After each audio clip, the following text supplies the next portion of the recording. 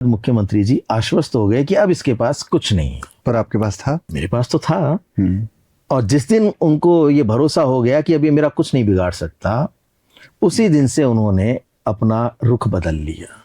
और अब समय पूरा होने को आ रहा था, 2022 आ गया था, 23 में चुनाव होने वाले थे। ठीक है, वो अपने में एजेंडे में पूरी तरह से कामयाब हो गए थे। सरकार जो नहीं गिर रही थी वो बचा ली थी। सचिन पायलट को आउट करवा दिया था और लोकेश शर्मा के पास कोई सबूत नहीं है किसी तरीके का। तो मैं पूरी तरह से स्वच्छ और साफ राजनीति वाला व्यक्ति बन चुका हूं। मैं वही गांधीवादी व्यक्ति हूं लोगों की नजर में, जिसने कोई काम ऐसा गलत नहीं किया जो कभी उनकी छवि पर कोई दाग लगा सके। ऐसा उनको पूरी तरह से लगने लग गया।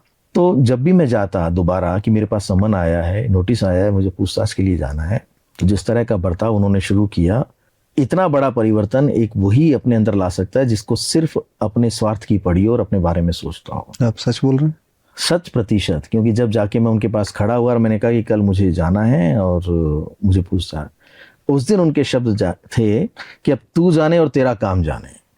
जिससे बात करनी है, वकीलों से करनी है या तुझे जाके वहाँ क्या बात करनी है, किससे बोलना है, अब तुम संभालो तुम्हारे इस प्रकरण को, मेरा इससे कोई लेना देना नहीं है।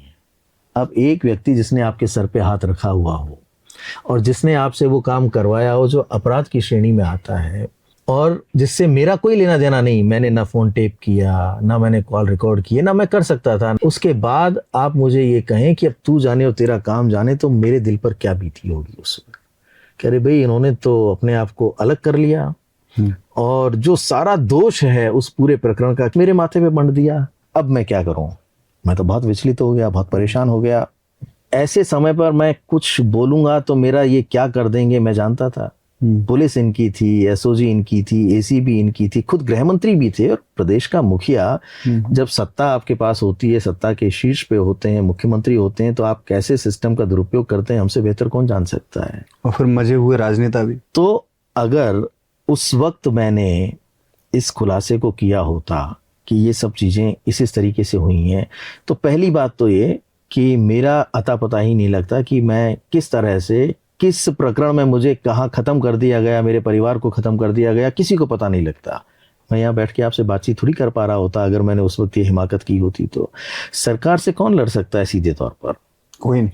कोई लड़ सकता है क्या सिस्टम से? और वो भी ऐसी सरकार जिसका मुखिया सिर्फ अपने बारे में सोचता हो, जिसको सिर्फ अपनी पड़ी हो। तो वो तो पूरी तरह से ठिकाने लगा के नेस्तनाबूद कर देते मुझे।